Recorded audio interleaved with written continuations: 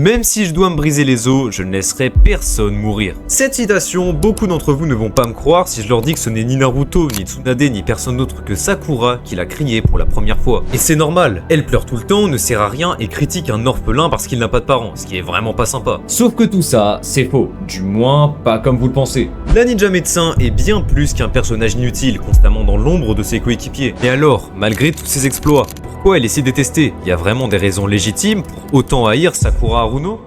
Déjà, reprenons les bases. Si tu détestes Sakura parce qu'elle pleure, se la ramène trop ou est trop faible, c'est subjectif, t'aimes pas le caractère du perso. Alors que si pour toi c'est son écriture qui est à chier, là c'est beaucoup plus légitime comme argument. Sakura est pour moi considérée comme un mauvais personnage pour une simple raison, Sasuke Uchiwa. Parce que si on y réfléchit bien, Sakura sans Sasuke, quel serait son objectif? Au départ, son but c'est ça, gérer Sasuke. On aura beau dire ce qu'on veut, devenir ninja pour suivre le mec qu'elle aime, c'est super gaze comme but. Et en vrai, c'est pas un problème, avoir un projet comme ça ne fait pas d'elle un mauvais personnage pour autant. Il y a plein de persos dans les shonen qui ont des objectifs vraiment éclatés, c'est le cas de le dire. Dans Chainsaw Man, il y a Denji par exemple. Son but c'est tout simplement de Doro un maximum de meufs. Et même dans Naruto, si tu prends Shikamaru, il a pas non plus de but à lui, on sait pas réellement pourquoi il veut devenir un ninja. Pourtant, Shikamaru, c'était le tout premier ami de Naruto. C'est lui qui, malgré les critiques, l'a soutenu dès le départ. Avant Sasuke et tous les autres, il était le seul qui croyait vraiment en lui. Il y a aussi le combat contre Temari pendant l'examen de Chunin qui est un vrai duel stratégique, ou même le moment où il balance le jeu de Go par terre à cause de la dispute avec son père. Par là, quelle masterclass! C'est pour ça que Shikamaru est autant apprécié dans la communauté Naruto, il n'a pas besoin de but noble pour ne pas être détesté. Avec ça, on comprend un truc. L'objectif en lui-même d'un personnage dans une histoire, c'est pas vraiment important. Ce qu'il est, c'est d'évoluer, d'être face à des obstacles pour qu'on ait envie de voir si le personnage en question réussira à surmonter ses démons. Mais bon, j'ai beau dire ça, dans les faits, le parcours de Sakura reste évidemment moins intéressant à suivre que celui de l'équipe 7. T'en as un qui veut devenir Hokage pour prouver sa valeur et un autre qui veut venger son clan pour être enfin en paix avec lui-même. Ça se ressent, il y a vraiment un contraste de malade entre leur but à eux deux et l'objectif de Sakura. Maintenant, ça, c'est seulement pour la première partie de l'anime. Repensez bien à tous ces moments que vous avez oubliés dans la suite, Naruto Shippuden. Par exemple, quand elle ment à Naruto pour lui cacher le fait qu'elle veut tuer Sasuke. Là, elle pense plus seulement à elle, mais aussi à son village. Avant, elle était prête à quitter sa terre natale pour lui, parce que sinon, elle n'aurait plus aucune raison de vivre. Et aujourd'hui, malgré ça, elle pense plus au bien commun qu'à son propre bonheur, et ça, c'est beau. Après voilà, vous avez regardé, vous savez qu'elle n'arrive pas vraiment à tuer Sasuke, mais l'important c'est qu'elle évolue et qu'elle pense enfin comme une adulte. Et on peut en citer plein d'autres, des moments où Sakura sera utile dans Shippuden. Le combat contre Sasori avec Chiyo, les soins de tous les blessés du village pendant l'arc Pain et le sauvetage de la vie de Naruto. À son prime, elle arrivera même à blesser Kaguya Otsutsuki, le plus puissant antagoniste du monde de Naruto à ce moment-là. Maintenant, si vous aimez juste pas le caractère du perso, laissez-moi vous montrer un truc.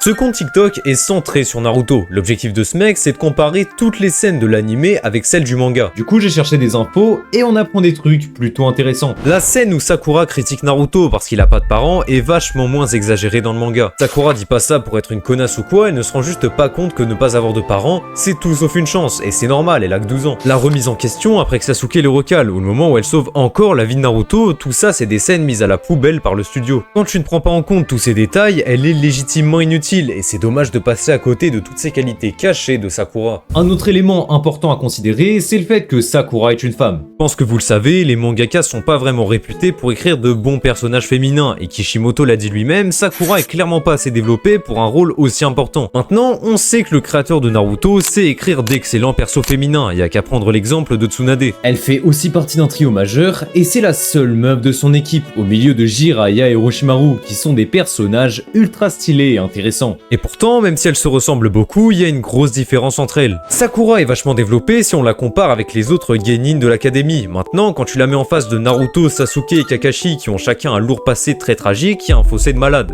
Et du coup, c'est ça le problème, la comparaison. Je vais vous redonner l'exemple de Shikamaru. Il est apprécié parce que entre lui, Shoji et Ino, à part être fou, personne préfère les deux autres, et c'est normal, c'est le meneur. Il est intelligent, stratège, a un vrai rôle dans l'histoire, et c'est à Shikamaru et à personne d'autre qu'Asuma transmet son véritable héritage, sa fille, Mirai. Maintenant, Sakura est aussi développé que lui, même plus. Du coup, il y a un constat très simple à faire. Si Shikamaru était dans l'équipe 7, il serait tout autant détesté que Sakura. Le personnage est simplement éclipsé par Naruto, Sasuke et Kakashi. Elle est pas du tout mal écrite ou quoi, seulement les trois autres sont chacun des excellents persos, et pas que dans Naruto, mais carrément dans la pop culture en général. En se focalisant trop sur ces trois-là, c'est normal qu'on trouve Sakura inutile, alors que factuellement, c'est pas le cas du tout. Actuellement, quand on l'apprend dans Boruto, il y a une autre grosse critique qui est faite. Ce dont je parle, c'est évidemment la relation amoureuse entre Sasuke et Sakura. Leur couple est beaucoup critiqué. En mode, ça dit que la relation est pas développée, apparemment elle ne mériterait même pas d'être en couple avec lui, ou ma préférée, c'est que Sasuke s'en bat les couilles de Sakura. Alors, tout ça évidemment, c'est faux. En fait, le développement qu'ils ont, c'est littéralement comme celui de Naruto et Hinata. Dans la saga principale, il y a rien qui indique clairement que Naruto aime Hinata ou que Sasuke est amoureux de Sakura. C'est directement dans Naruto The Last qu'on nous développe ce lien. C'est même plutôt bien fait, et le kidnapping de Hinata sert au lore des Otsutsuki et de la romance avec Naruto. Pour Sasuke et Sakura, c'est pareil, il y a le roman Sasuke Retsuden qui les fait collaborer dans une mission d'infiltration au pays de Redaku, où le premier ministre prévoit de déclencher une guerre.